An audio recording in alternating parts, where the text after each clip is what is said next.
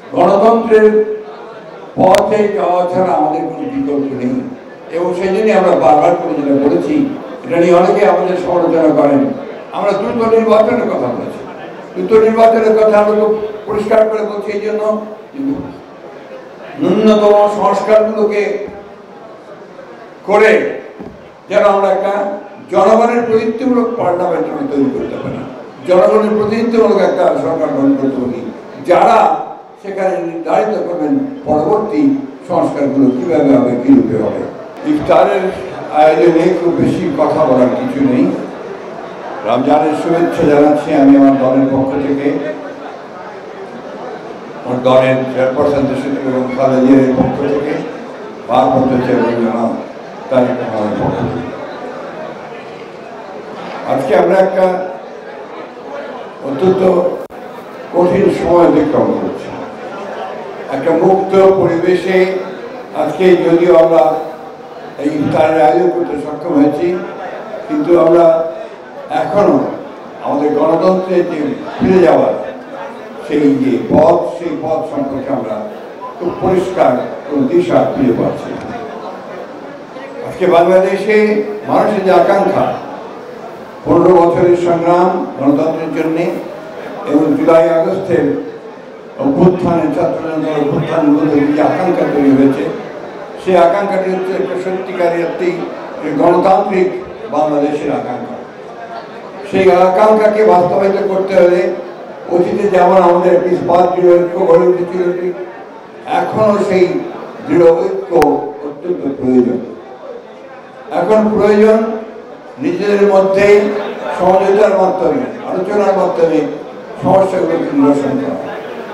একটা প্রশ্ন খুব সহজেই সামনে এসে দাঁড়াবে। আজকে যে সংস্কারের প্রশ্নগুলো এসেছে, সেই প্রশ্নগুলো নিঃসন্দেহে আমরা অত্যন্ত ইতিবাচক দৃষ্টিতে দেখি।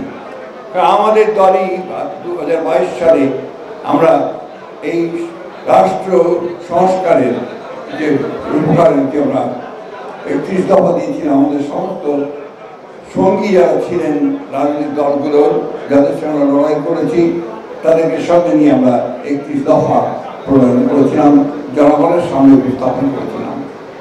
সেই সময় আমরা পরিষ্কার করে বলেছিলাম যে আমরা যদি জনগণের দ্বারা কখনো নির্বাচিত হই, নির্বাচিত হওয়ার পরে আমরা একটা জাতীয় সরকার গঠন করব, যে জাতীয় সরকার এই 31 দফাকে বাস্তবায়িত করবে।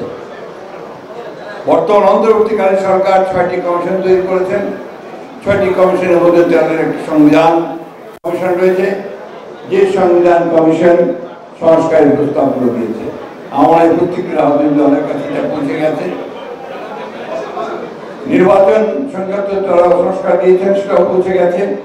আপনারা নিশ্চয়ই তা গভীরভাবে পর্যবেক্ষণ করবেন, দেখবেন, পরীক্ষা করবেন এবং এই বাংলাদেশের জাতির জন্য যেটা প্রয়োজন, বাংলাদেশের মানুষের জাতির ইতিহাস, তার কৃষ্টি, তার ঐতিহ্য, তার 71 মুক্তিযুদ্ধ, সব কিছুগুলোকে নিয়েই যেন আমরা আমাদের সামনের দিকে এগোতে পারি। এটাই হওয়া উচিত আমাদের সকলের লক্ষ্য। আজকে এই কথাগুলো আমি আপনাদের সামনে এই জন্য তুললাম, আজকে বিভিন্ন রকম কথাবার্তা বিভিন্ন মিডিয়ায় বিভিন্নভাবে চলে আসছে, সোশ্যাল মিডিয়াতে বিভিন্নভাবে কথা হচ্ছে, যেগুলো আমাদের মধ্যে বিভিন্ন রকম বিভ্রান্তি ছড়ানোর শুরু করেছে।